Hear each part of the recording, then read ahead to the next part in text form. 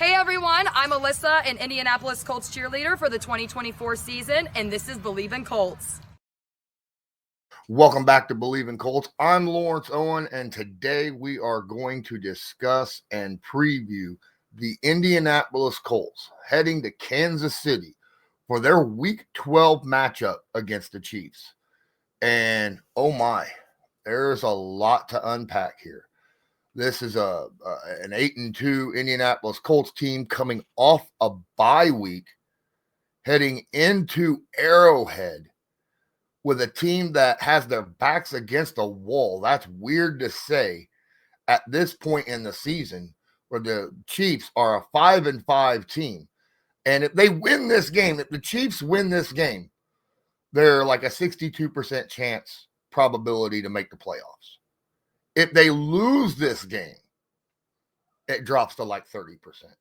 That is huge. That's a 30%, over a 30% jump differential, between win and losing. And that is the biggest percentage disparity this week for any NFL team when it comes to making the playoffs, on whether they win or lose.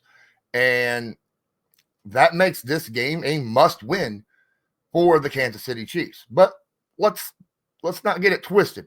This is also a must-win for the Indianapolis Colts. All right. Yes, they're 8-2. Yes, they're leading the division. And look, Miami is now 9-2. Denver is 9-2. They have yet to have their bye week. I think this week is Denver's bye week, if I'm not mistaken. The Colts have to keep winning in order to secure the 1 seed, because this Indianapolis Colts offense does such a good job at home, as opposed to, you don't want, obviously, running into, cold, nasty areas, right?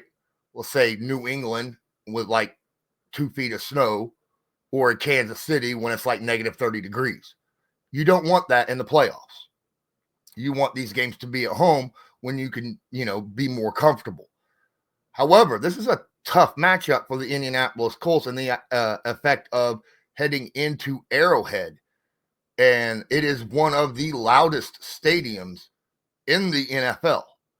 And, that is something that the Indianapolis Colts has to keep in mind. There's got to be a lot of stuff going on where silent counts, or even, being able to use hand gestures, right, to make play adjustments, things of that nature, rather than just screaming it out at the line of scrimmage, because I have a feeling that's going to be utilized a lot offensively for the Indianapolis Colts, as this Kansas City defense is going to bring a lot of different looks, because their defensive coordinator is known for that. I mean, he's been known for that for a very long time, bringing, very similar to Lou Anarumo in the aspect of bringing, blitzes from different directions. He uses a lot of blitz packages. How many blitz packages do you ask? This man, look, Kansas City is, I believe, 6th or 7th in the NFL in blitz percentage, blitzing 28.4% of the time. Now, they're not as high as the Steelers, which is about 31%, not as high as the Atlanta Falcons, which is over 40%, like what we've seen the last 2 weeks, but they're still a pretty high blitz percentage defense. So that's going to force Daniel Jones to keep his head on a swivel and be able to read the defense and get the offense in the right play call for what he sees. And that's a difficult situation, considering that defenses are pretty good nowadays at hiding what they're doing on defense, hiding whether they're playing zone or man, whether they're going to send an extra guy or not, whether or not they're going to clog the middle of the lane to stop a running back, or they're going after the quarterback, or are they going to drop 8 in the coverage? You don't know, because defenses are so good at hiding it. That's why there's different aspects that the Indianapolis Colts and other teams obviously use, like motion and things of that nature, in order to try to get a team to tip their hat or use hard counts, right? But when you're an Arrowhead as a visiting team, it's difficult to use a hard count. to try to get somebody offsides or to show their hand, things of that nature. So Daniel Jones is going to have to use every trick he knows that he's learned over the last 6 years in the NFL in order to figure out what the Chiefs are going to planning on doing defensively before each snap.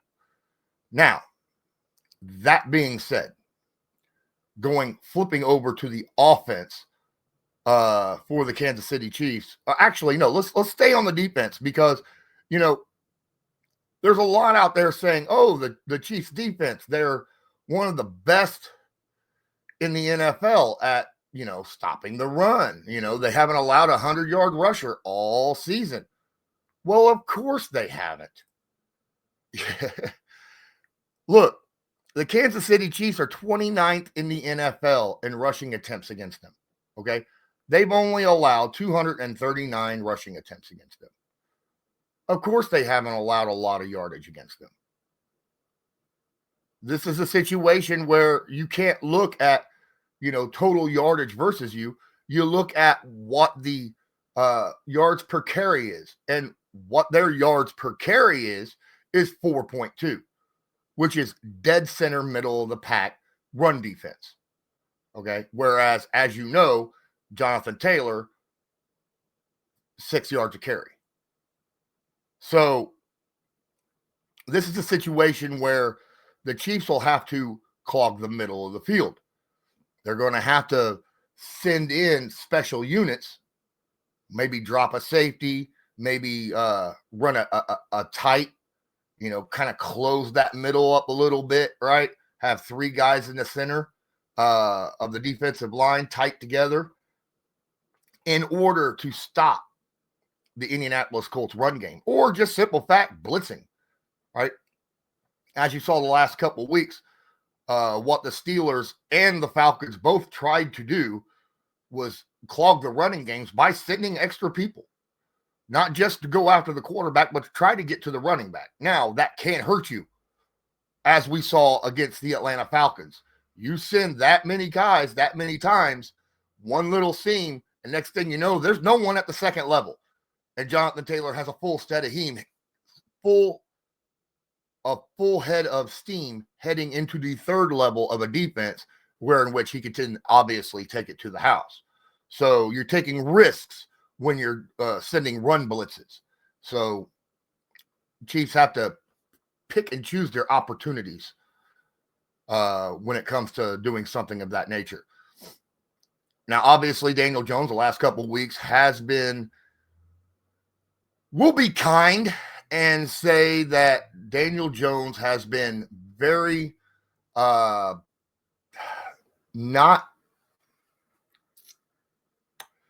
he's been kind of free will with the football, okay? Plenty of turnovers, a lot of fumbles, some interceptions over the last 2 games. Is all of them his fault? No, not all of them are. There's sometimes, he'll get strip sacks in the middle of throwing motion, or a guy shouldn't be where he's supposed to be at on defense when he throws a football and, doesn't notice him, or defensive player just makes an amazing play, right? That you don't expect a defensive player to make. But some of these are also his mistakes. So you can't take him off the hook for all of them. And the best way of doing that is getting pressure. I mean, that's how you stop any quarterback, is getting pressure on them. Now, the Kansas City Chiefs, pressure-wise, isn't the best in the NFL. All right. They're not even, they're middle of the pack, 20.3 pressure percentage. And that's with them being a top, what I say, 6 or 7 blitz percentage team. And yet they're middle of the pack when it comes to pressure percentage. Whereas like the Indianapolis Colts is a bottom 10 blitzing team, but they're a top 5 pressure percentage team. That's got to say a lot. Now, with Kansas City, they got to find ways. They're going to have to, in order to disrupt this wagon of an offense. When the Indianapolis Colts Their lowest scoring game this year is 20 points. Lowest. And those are supposed to be pumpkin games. And they're still putting 20 points up, which would have beat the Chiefs last week, when they played the Denver Broncos, where they only scored, 19? Okay? So literally the lowest amount of points that the Indianapolis Colts have scored this year would have beat the Chiefs. Now, people say, well, I mean, it's the Denver Broncos defense. The Colts ain't nowhere near that. We're going to get to that because that could be a big, big change as we switch up. All right. The Chiefs offense, they've got some weapons over there. All right. They've got a lot of weapons. But so do the Colts. Okay. You can't forget the Colts have the number one rushing attack in football. They have the best running back in football. They've got a really good offensive line. They've got one of the top, I'd say he's a top 5 tight end in the NFL right now, and Tyler Warren, right? And they've got weapons all around at wide receiver. Between Alec Pierce, Josh Downs, Michael Pittman Jr., the Indianapolis Colts offense is very, very good. The thing that, if Daniel Jones has time in the pocket, even 2.5 seconds, time in the pocket, this offense is a wagon. And no secondary can stop them. So the Colts have to find a way to help Daniel Jones feel safe sitting back there. And he hasn't exactly felt safe, as I said, the last couple weeks. So the best way of doing that, and everybody knows this, when team sends a lot of blitzes and they're getting home, you got to get some slants, some quick slants, some screens, things of that nature to make a team pay for blitzing. Hit them where the guy's blitzing from, right? That's how you do it. And everybody knows this. So you darn well got to understand Shane Steichen is one of the best offensive minds in football. He's got to see that too. And he's probably, if I was a betting man, has plenty of those plays added in this week for the practice in preparation for Kansas City sending extra guys. And if you could hit a few of those early on, if the Chiefs, did I just say the Chiefs? I apologize. That wasn't even a Freudian slip. I generally never say that. Just saying, for some reason my brain just went that way. Look, if the Chiefs sends blitz early, and you could get them out of that by throwing a screen and getting big plays out of them.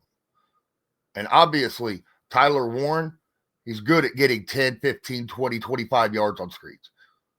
You get Jonathan Taylor, hit him in a flat, quick out flat right there, or even a screen or something of that nature. If Jonathan Taylor, if there's a blitz coming, there's only two things he should be doing. Either A, protecting the quarterback, which he's been doing pretty darn good. Last game he had a little bit of issues, but for the most part this season he's done pretty good at blocking on blitzes.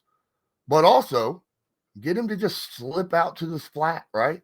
Dump it off to him on the blitz and watch him, make a guy miss and go. All right. That'll make that'll make a team pay for blitzing without any question. Without any question, in my opinion. All right. So there's things that Shane Steichen could definitely implement and get Daniel Jones to get comfortable with so that they could get back to doing what they were doing the first 8 weeks of the season, right? And that's being the best offense in football without any question. Now, on the flip side, the straight flip side, we're going to talk about the Indianapolis Colts defense versus the Kansas City Chiefs offense. And the Chiefs offense is good. All right. Look, first off, yes, they have 5 losses, but they're all single-digit losses. All right. And you got to be really understanding of the situation. You can't take this team lightly. The Chiefs are still the Chiefs. And you got to be able to handle what they're bringing to the table because they are very good. Okay. Now they haven't beaten, but I think one team with a winning record so far this year, but all their losses are like by 3 points, 4 points, something of that nature. So you got to keep an eye on that. Our defense has got to be able to handle guys on their team that is just so good. I mean, they have a backup. Juju Smith-Schuster is their backup wide receiver, okay? Right behind Rashee Rice, who's came in. You got Xavier Worthy, who's there, right? You got Hollywood Brown. You got Tyquan Thornton. You got really good explosive receivers that you have to cover. Not to mention Travis Kelce, who, even at his age, is still pound for pound, matchup for matchup, stat for stat.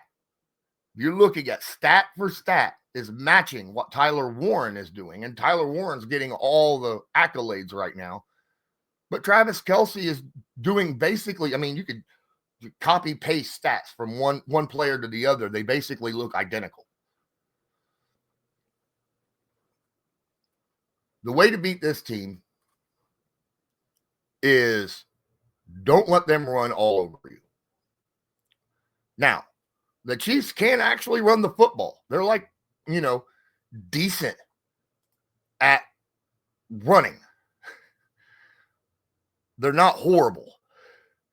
Even though they're one of the bottom teams in the NFL at rushing yards, they actually can run the football. All right, Kareem Hunt's been doing okay running the football. But ever since Isaiah Pacheco's been out, they just haven't ran the ball a lot. They've been utilizing a lot of RPOs, which, let's be fair, RPOs is sometimes a quarterback's best friend. Makes it difficult on a defense. But you need a run game to make that RPO work. So you got to stop the run first.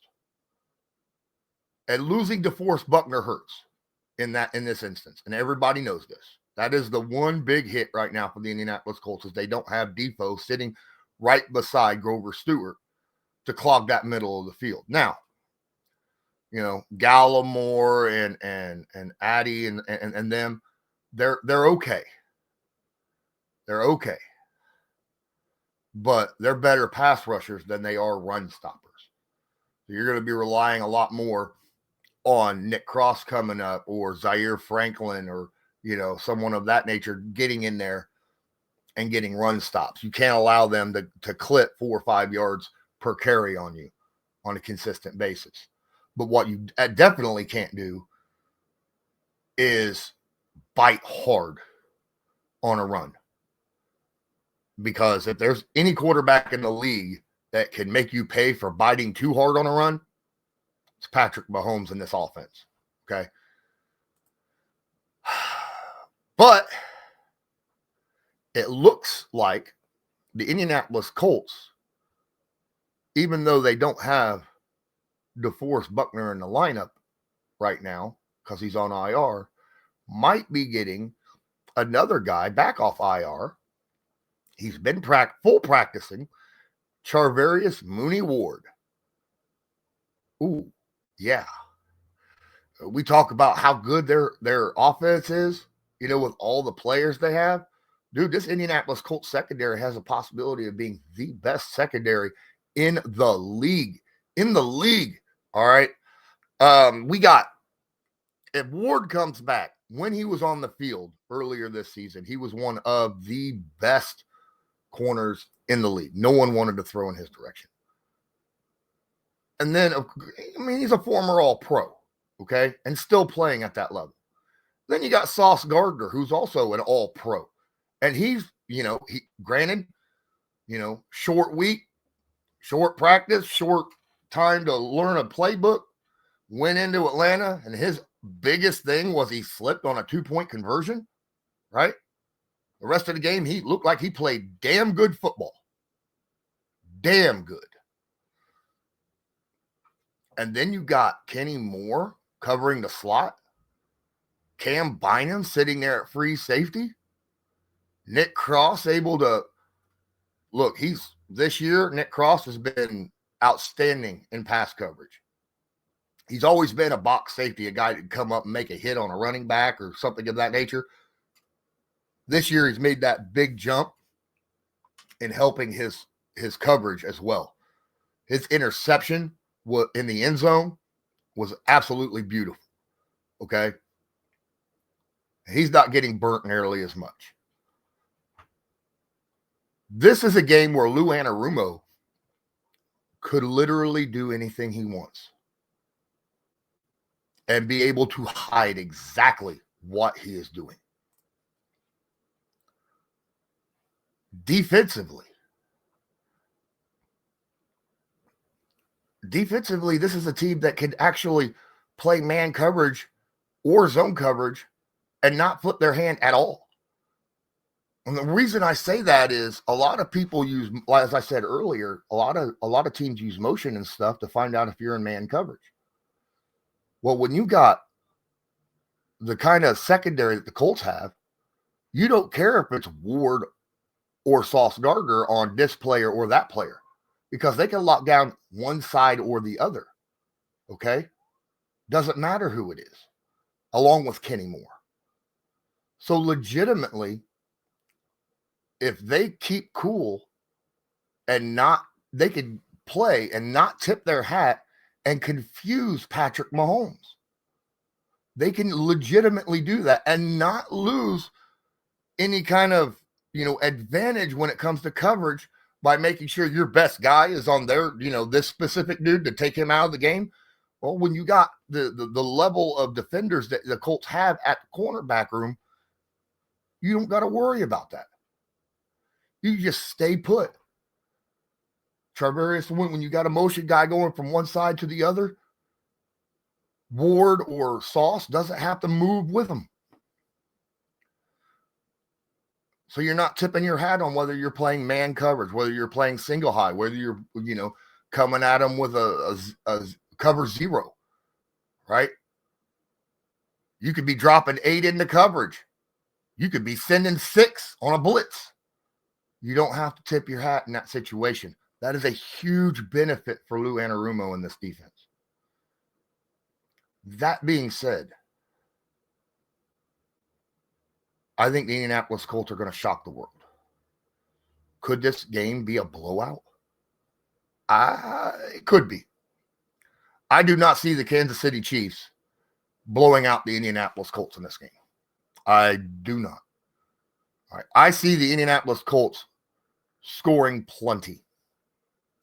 Unless Daniel Jones and this team turns the football over. This is the only way, in my opinion, that Kansas City has any shot at beating the Colts, is if the Colts have 2 or more turnovers. And even then, even with 2 turnovers, the Colts still have a pretty good chance of winning. Okay? You got to remember, the Indianapolis Colts also have the longest turnover streak in football right now. They've forced a turnover in every game so far this year. The defense has. They need to get 1 more turnover at least in this game versus Kansas City. If they could do that and the Colts don't turn the football over, we're winning this game. The fact of the matter is, the defense just has to play good. This is weird because, in my opinion, the matchup of the game really is Lou Anarumo versus Andy Reid and Patrick Mahomes. Okay? That's the matchup. That is the key matchup of the game. It's not the other way around. It's not Daniel Jones versus the pass rush. I feel like the Indianapolis Colts have a chance to hold the Kansas City Chiefs under 20. This is a pretty darn good offense. I mean, the Denver Broncos did it last week. I think the Indianapolis Colts, even without DeForest Buckner, is still a top 10 defense in the NFL. With DeForest Buckner, they're definitely top 5. Maybe even higher. All right, because they still have pass rushers. Like I said earlier, they're like 20th in the NFL in blitz percentage, but when it comes to pressure percentage, they're 5th in the NFL. That says a lot. They get a lot of pressures even when they're not blitzing. They're top, they're high end on sacks as well, right? Indianapolis Colts, even though they're like 20th in the NFL in blitz percentage, they're still 8th in the NFL in sacks with 29. They still generate sacks. Now, losing DeForest Buckner hurts, like I said, but the other guys that I've talked about, they can get after a quarterback. They're just not very good at stopping the run. I feel like as long as the Colts play a fairly clean game, there's not a lot of penalties to shoot themselves in the foot and turn the football over. This is a game the Indianapolis Colts should win, and win by more than 2 scores. All right? This is a game where I feel like the Indianapolis Colts offense could absolutely drop 37 points on them. Absolutely 100%. And this defense, if Lou Anarumo is able to hide what he's doing and we don't have any kind of injury issues, like, I don't know, a concussion pregame or something, this defense could hold this Kansas City offense to like 17. Now, there could be, I'm going to say 24. Okay? I'm going to say 24 points because I feel like there could be a situation where the Colts, garbage time. That's weird. Kansas City could score a touchdown in garbage time. But I feel like the Indianapolis Colts are absolutely going to win this game. 37-24 is my prediction. Let me know yours in the comments. Please don't forget, smash that like button. Hit subscribe if you're not subscribed. Tag that notification bell so that you are notified next time we go live or upload a video. Please, if you're listening to this on an audio podcast, rate and review. That'll help me get out to more people. And until next time, I'm Lawrence Owen. This was Believe in Colts, brought to you by FanDuel. And as usual, go Colts. Do you believe?